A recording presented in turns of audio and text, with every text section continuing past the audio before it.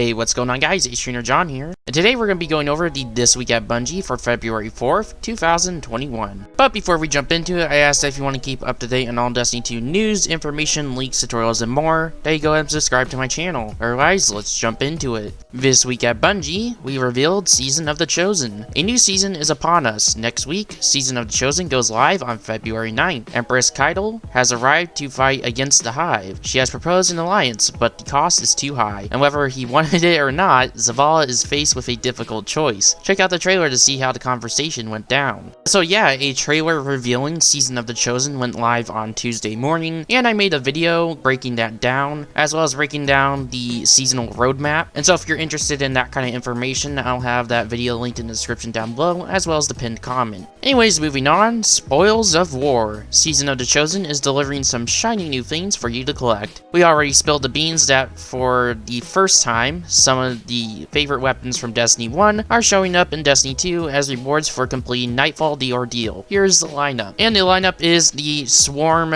Machine Gun, the Palindrome Hand Cannon, and the Shadow Price Auto Rifle. They're all from Destiny 1. They're quite classic and fantastic weapons. Anyways, they go on to state that the Nightfall the Ordeal weapons have a chance to drop at the end of the activity depending on your metal, platinum, gold, etc., and difficulty. Master difficulty will give you the highest chance at a drop of the base versions of these weapons. Although when it comes to adept difficulty weapons, they have a chance to drop at the end of a Grandmaster Nightfall when they go live later in the season. Drop chance is also dependent on your metal. Slay enough champions to hit platinum and you will have a chance at an adept weapon. And it seems like this is going to be the future replacement for Nightfall exclusive weapons. I know that Bungie is also trying to make it a replacement for strike-specific loot, which we had in Destiny 1, which I could say I'm not really a fan of this. I wish they'd just bring back strike-specific loot and then allow these Nightfall exclusive weapons to exist alongside that. But for some reason, Bungie would rather let their core playlist die because of the free-to-play crowd. Anyways, moving on, in the Twab, they go on to reveal the pursuit weapon for the season, which is going to be a breach-loaded grenade launcher called Salvager's Salvo. If you're not sure what breach-loaded grenade launchers are, they are the grenade launchers that go in the kinetic or energy slots and take special ammo. But anyways, they go on to state that this will work exactly like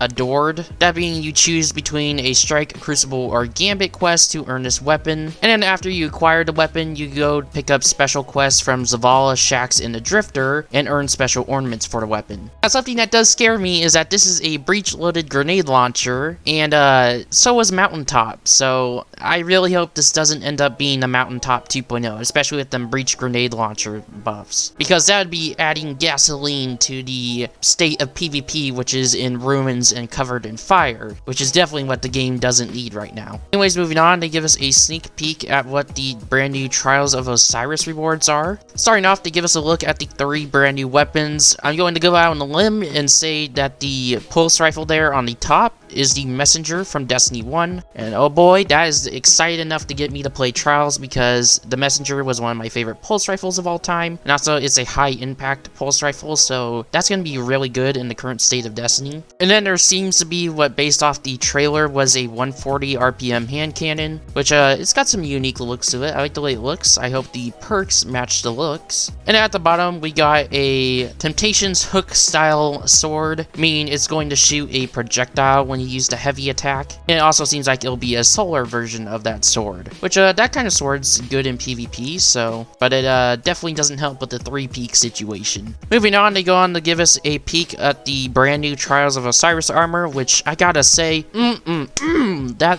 Warlock armor is tasty. I mean, all the armor is looking good, but god damn, that Warlock armor. Anyways, moving on, they go on to state that each weapon will have an adept version with special mods, as well as a special shader that can be applied to any adept weapon, even the ones you get from the Grandmaster Nightfall. They then go on to state that for the first week of Trials, armor and adept mods will be in the Flawless chest, and the second week is when you'll be able to get your first chance at a adept weapon. Along with these new weapons and armor, Trials has some new cosmetic rewards to show off as well. The Ghost Shell drop chances increases as you win matches and increases when you hit the 3, 5, and 7 win and flawless milestones each week. The ship and the sparrow drop chances increase every time you go flawless, and here's a look at the rewards. First up, they show off the ghost shell, which is looking pretty nice. Then they go on to show us the sparrow, which looks decent. I will have to say I still haven't gotten the previous sparrow, despite going flawless over 26 times, and they don't state this at all. I'm not sure if they're removing the previous cosmetic rewards or if they're keeping them in, so I guess we'll have to find out next Friday. And then they go out to show the ship, which I think looks pretty nice. I will be excited to see if I can earn that if the RNG isn't utter garbage. And actually, before we jump into the next section, they actually give us a clean image of all the seasonal weapons that we'll be able to grind for this season. On top left there, we got a sidearm, and then on the top right, we got a sniper rifle. And then on the middle left, we got a rocket launcher, and then on the middle right, correction from the other day when I said this is an auto rifle, apparently it's a linear fusion. And then on the bottom left, we got ourselves a bow, and then on the bottom right, we got ourselves an SMG. And honestly, if these have the right perks, these could be a force to be reckoned with. Although considering the types of weapons these are, I highly doubt any of these will be good in PvP, but it seems like these could be pretty good in PvE, like I said, if they have the right perks. Anyways, moving on, in the Twab, we got a complete rework and buff to the Aeon suite of exotics.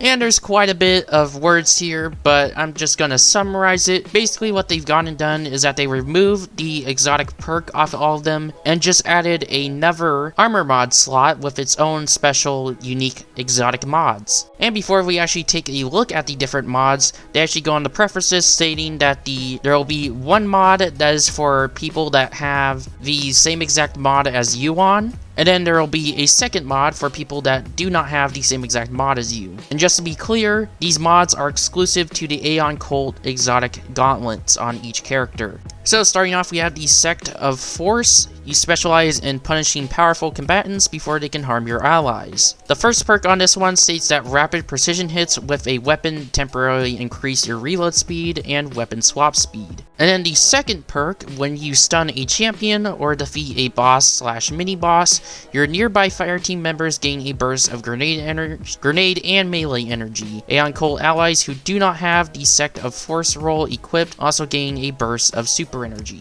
And the second mod is called Sect of Insight. You specialize in empowering your allies and keeping them well supplied. The first perk says successive precision weapon takedowns have a chance to drop an orb of power for your allies.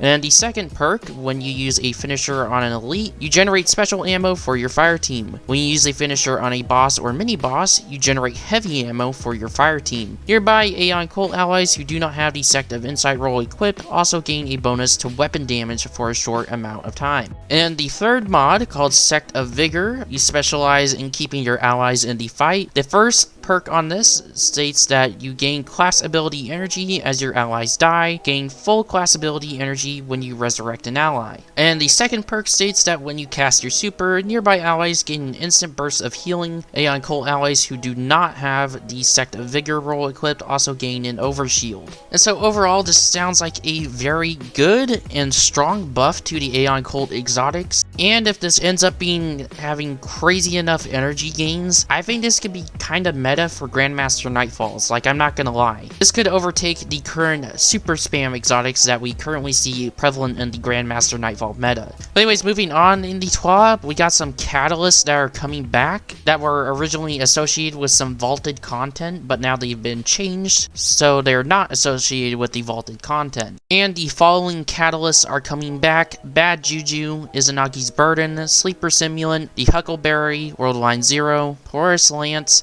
Telesto, Legend of Acurus, and Skyburner's Oath. They do go on to note here at the end that the catalysts for the Whisper of the Worm and Outbreak Perfected are still unattainable for anyone who hasn't already earned them and will be added in a future update. And the real question here is that a future update during Season of the Chosen or a future update? I have no clue, they don't specify. Next up, we got an update to Twitch Prime rewards. Starting from the left, we got Graviton Lance, and then we got a Graviton Lance ornament, the Carina Nebula ornament, and then we got the Cosmos Shell Exotic Ghost Shell, and then finally we got the Avalon Courser Legendary Sparrow. And so if you're interested in these rewards, all you have to do is link your Amazon Prime account to your Twitch account, and then you'll be able to claim your rewards on the Twitch Prime website, and then all you have to do is go in game and talk to Amanda Holiday to pick up your items. Next up, we got some reminders from the player support team. First up is a reminder that multiple items from the Bungie rewards should be earned in-game before February 9th at 9 AM PST,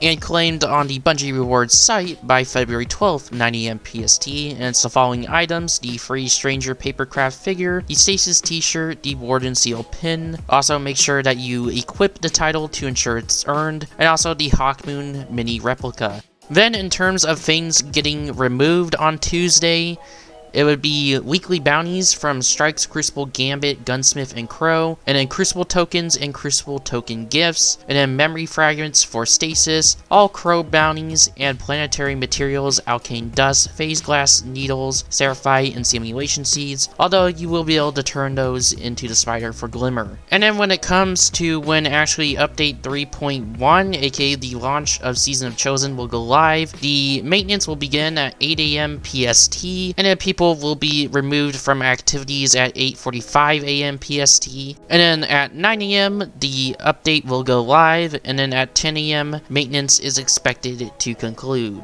Next up, they proceed to give us a brief list of things that are going to be resolved in Update 3.1. They are the following: the Crucible Valor and Gambit Infinity new light quests can now be completed after resetting ranks. The Ahamkara Bones will now spawn in the Agonarch Abyss and Cimmerian Garrison Ascendant challenges. The Triumphs Lore of Luna, Wisdom of the Witch, run the Gauntlet in the Cimmerian Garrison. The Altar of Sorrows bosses will now rotate each day. The Warsat public event and the Cosmodrone's Mafyards will now count towards bounties. The Lift Tube and the Warden of Nothing Strike will now open for every player. The boss from the Inside Terminus Strike will now always teleport away after scanning the Vex terminal. The Lake of Shadows will no longer become blocked if the player bypass trigger volumes. Sturm will once again reload any equipped energy slot weapon on kills. Merciless will once again become increased its charge rate on non-lethal hits, and Thunderlord, Reckless Oracle, and other weapons will once again render their scope and or reticle. Then in terms of known issues, they go on to state that they are continuing to investigate PC, FPS, and stuttering issues. The Lightseeker Triumph is not unlocking after all players have found all weekly feathers for the Bird of Prey quest, and feathers no longer appear after completing the Bird of Prey quest. The Black Blight orbs left behind by the High Celebrant will open portals if shot by sidearms, and sometimes won't open when in a fire team. And they're continuing to investigate various errors, including Arugula and Prune. And with that out of the way, that brings us to the movies of the week and the artists of the week. If you like to view those, the Twab will be linked in the description down below. Otherwise, this was Aeon John. If you found this information useful, go ahead and give this video a like. If you want to keep up to date on all Destiny 2 news, information, leaks, tutorials, and more, go ahead and subscribe to my channel. Otherwise, I'll see you in the next one. Peace.